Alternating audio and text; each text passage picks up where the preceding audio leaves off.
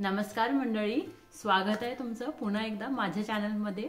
मी आहे संतोषी आणि आपण बिल्डिंग कॉन्फिडन्स ही सीरीज स्टार्ट केली आहे। तर त्यातला हा तिसरा व्हिडिओ आहे। तिसरा व्हिडिओ म्हणजे तिसरी टिप असणार याच्यामध्ये। आणि आजची जी टिप आहे ती खूप खूप खूप महत्त्वाची आहे। मुळात तरी ह्या टिपला मी असं म्हणेल की हे फाउंडेशन आहे। म्हणजे तुम्ही बघितलंच असेल की जेव्हा कुठे कन्स्ट्रक्शनचं काम चालू असते जो फाउंडेशन असतो ते तयार करण्यासाठी जास्त वेळ लागतो कंपॅरिझन मध्ये जेव्हा फ्लोर्स वेगळे वेगळे त्याच्यावर तयार होत असतात। कारण ते फाउंडेशन ह्यासाठी इम्पॉर्टंट असतं कारण बिल्डिंग साठी तो एक आधार असतो। तर आजच्या या व्हिडिओमध्ये आपण त्या गोष्टीवर फोकस करणार आहोत जे आपल्या लाईफचा आधार आहे आणि ते म्हणजे सेल्फ अवेअरनेस। तर हे सेल्फ अवेअरनेस आणि कॉन्फिडन्स हे कसं एकमेकांशी रिलेटेड आहे ते आपण ह्या व्हिडिओमध्ये बघणारच आहोत। तर त्याच्या अगोदर मी तुम्हाला एक स्टोरी शेअर करते। ही स्टोरी माझ्या लाईफची नाही आहे पण माझ्या एका खास मैत्रिणीच्या लाईफची आहे आणि ते मुळात मला तुम्हाला ह्यासाठी शेअर करायचं आहे कारण कॉन्फिडन्स काय असतो ना मी त्या मोमेंटला बघितला होता। तर मग सुरुवात करूया स्टोरीला। आम्ही एका लीडरशिप बूट कॅम्पसाठी गेलो होतो। तिथे असे वेगळ्या वेगळ्या प्रोफेशनचे लोक येतात, म्हणजे आर्मीचे लोक असतील किंवा medical professional, engineering background, finance background, असे वेगवेगळ्या प्रोफेशनचे लोक येतात। ते बेसिकली एक लीडरशिप माइंडसेट आपण कसं बिल्ड करू ह्याच्यावर ते फोकस करतात। त्या बूट कॅम्पमध्ये ना एक खूप सुंदर ऍक्टिव्हिटी होती। त्याच्यामध्ये असं होतं की तुम्हाला विसरून जायचंय की तुम्ही जी आयडेंटिटी घेऊन आला आहात तिथे ती तुम्हाला विसरून जायची। म्हणजे जर मी इंजिनियर आहे तर मला विसरून जायचं की मी इंजिनियर आहे।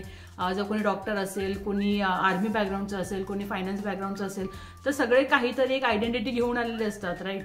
मग ते सगळ्यांना विसरून जायचं आहे की आपण हे आहोत कारण ह्या ज्या आयडेंटिटी असतात ना ते खूप लिमिटेड असतात आणि ह्या आयडेंटिटीमुळे आपल्याला ह्या जगाला एका मोठ्या दृष्टिकोनाने बघता येत नाही। आणि मग त्यांनी त्या ऍक्टिव्हिटीमध्ये असं हे केलं होतं की तुम्हाला एका कॉर्नर पासून ते दुसऱ्या कॉर्नर पर्यंत जायचं आहे आणि तुम्ही असं नॉर्मल चालत नाही जाऊ शकत, तुम्हाला काहीतरी करायचं आहे, असं काहीतरी जे तुम्हाला आतून असं वाटतं की मला हे करायचंच आहे। तर ती ऍक्टिव्हिटी इतकी सुंदर होती ना, त्या ऍक्टिव्हिटीमध्ये लोकांनी आपली क्रिएटिव्ह साईड दाखवायला स्टार्ट केली। कसं असतं की कुठल्या तरी एक प्रोफेशनमध्ये तुम्हाला एक्सपेक्टेड असतं की तुम्ही असं नाही वागलं पाहिजे किंवा आपल्यातला जो एक इनोसंट बाळ असतो, राईट, तो आपण कधी कधी विसरून जातो। असे पण काही लोक असतात ज्यांना त्यांच्या मूळ प्रोफेशनमध्ये तसं काही करता येत नाही जे त्यांना ऍक्च्युअली त्यांच्या लाईफमध्ये करायचं आहे। तर काही लोकांमध्ये असं पण असतं की त्यांना ते राणी लक्ष्मीबाई किंवा भगतसिंग असे कॅरेक्टर्सला एन्जॉय करतात ते लोक। पण जेव्हा आपली लिमिटेड आयडेंटिटी विसरतो तेव्हा आपल्याला कळतं की आपण डॉक्टर, इंजिनियर, लॉयर किंवा अजून इतर जे पण प्रोफेशन आहे त्याच्यापेक्षा आपलं अस्तित्व किती मोठं आहे। आणि भरपूर वेळा आपण त्या लिमिटेड आयडेंटिटीने जगत असल्यामुळे आपण किती काय करू शकतो हे आपण विसरतो। आणि त्या ऍक्टिव्हिटीमध्ये मी बघितलं किती लोकांनी किती वेगवेगळ्या क्रिएटिव्ह पद्धतीने स्वतःला एक्सप्रेस केलं होतं। त्यात माझी एक फ्रेंड होती, ती ऍक्च्युली ट्रान्सजेंडर आहे आणि आपल्याला माहिती आहे की ट्रान्सजेंडर म्हटलं तर इझिली लोक एक्सेप्ट करत नाहीत आणि त्यांना हवं असतं की त्यांना जसं हवं तसं जगलं पाहिजे।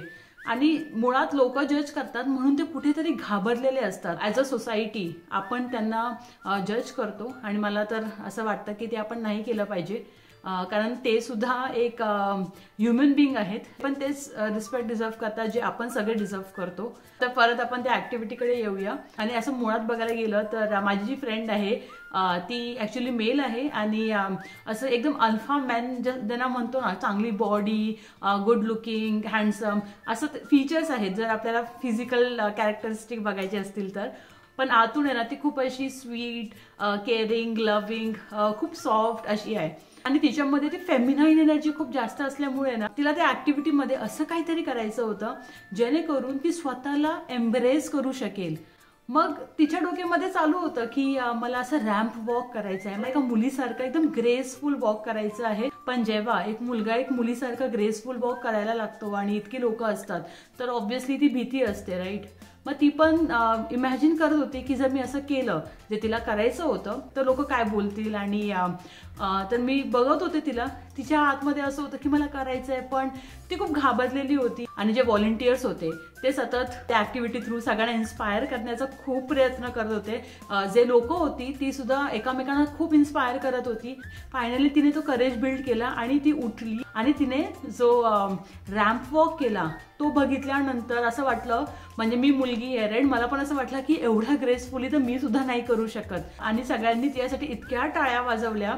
इथे मला तुम्हाला एवढं सांगायचं आहे की जेव्हा आपण स्वतःला आपण जसे आहोत तसं एक्सेप्ट करायला शिकतो ना, तेव्हा आपल्यामध्ये जो कॉन्फिडन्स बिल्ड होतो, त्या कॉन्फिडन्सला कोणीच हलवू शकत नाही. कारण माझी ती फ्रेंड जेव्हा ती लो कॉन्फिडंट फील करत होती तेव्हा ती स्ट्रगल करत होती. आणि स्ट्रगल मुळात ती ह्यासाठी करत होती कारण तिला जे करायचं आहे तिला असं वाटत होतं की ती नाही करू शकत.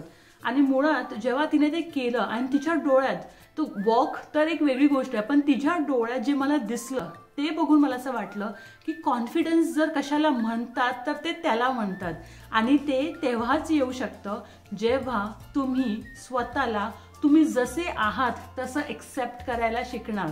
म्हणून जर तुम्हाला कॉन्फिडन्स बिल्ड करायचा असेल तर तुमचं फाउंडेशन खूप जास्त इम्पॉर्टंट आहे. आपली भगवद्गीता सुद्धा हेच शिकवते की जेव्हा आपण स्वतःला स्वीकारतो, जेव्हा आपण हे ओळखतो की आपण कोण आहे, तर आपण जे काही कर्म करतो, आपण जे काही ऍक्शन्स करतो ते न घाबरता आपल्याला करता येऊ शकतात. I mean without any fear आपण ते ऍक्शन्स करू शकतो. आणि मी सुद्धा जेव्हा माझी सेल्फ अवेअरनेस जर्नी स्टार्ट केली होती तेव्हा मी सुद्धा बघितलं की किती इझिली आपण लाईफचे जे मोठे मोठे चॅलेंजेस असतात त्याला एकदम एफर्टलेसली नॅव्हिगेट करू शकतो. तर ते जसं आपण म्हणतो ना की मॅप्स, गुगल मॅप्स असतात राईट, तर आपल्याला कुठे जायचं असेल तर आपल्याला भीती असते की आपण हरवून जाऊ. तर जेव्हा आपण ते मॅप्सला फॉलो करतो तेव्हा आपल्याला एक ती खात्री, ते कॉन्फिडन्स बिल्ड होतं. तसंच आहे जेव्हा आपण सेल्फ अवेअरनेस आपण स्वतःबद्दल ओळखायला स्टार्ट करतो, जेव्हा आपल्याला कळतं की आपले स्ट्रेंथ्स काय आहेत, आपले विकनेसेस काय आहेत, अशा कुठल्या गोष्टी आहेत ज्याच्यावर मला काम केलं पाहिजे, अशा कुठल्या गोष्टी आहेत जे मला चांगलं जमतं, ह्या सगळ्या गोष्टी जेव्हा आपल्याला आपल्याबद्दल माहीत असतात तेव्हा कुठली पण गोष्ट कॉन्फिडेंटली करणं हे खूप सोपं जातं. तर मग आजच्या व्हिडिओची हीच होती टिप की सेल्फ अवेअरनेस, स्वतःला जाणून घ्या. आणि तुम्हाला एवढंच करायचं आहे की तुम्हाला आजपासून ठरवायचं आहे की तुम्ही स्वतःची सेल्फ अवेअरनेस जर्नी स्टार्ट करणार. तर त्यासाठी काय करायचं आहे, सगळ्यात सोपं आणि सगळ्यात इफेक्टिव्ह जे मेथड आहे ते म्हणजे जर्नलिंग. तर तुम्हाला बसायचं आहे स्वतःसोबत, तुम्हाला एक जर्नल बनवायची आहे, तुम्हाला त्यात लिहायचं आहे की तुमचे स्ट्रेंथ्स काय आहेत आणि तुमचं जे चॅलेंज आहे ते चॅलेंज ओव्हरकम करण्यासाठी अशा काय गोष्टी आहेत जे तुम्हाला डेव्हलप करायचे आहेत आणि ऑनेस्टली स्वतःसोबत काम करायचं आहे. जेव्हा आपण हे सेल्फ रिफ्लेक्शन जर्नी स्टार्ट करतो ना तेव्हा मुळात आपलं कॉन्फिडन्स एक वेगळ्याच लेवलवर जातं आणि ते खरंच खूप इम्पॉर्टंट आहे. तर आजचा व्हिडिओ तुम्हाला आवडला असेल तर आपल्या फ्रेंड्ससोबत, आपल्या फॅमिली मेंबर्ससोबत शेअर करा, लाईक करा. मी अजून भरपूर व्हिडिओज घेऊन येणार आहे, तर चॅनलला सबस्क्राईब करा. मग भेटूयात आपण पुढच्या व्हिडिओमध्ये. तोपर्यंत स्वतःची काळजी घ्या, खुश राहा, हसत राहा. थँक्यू.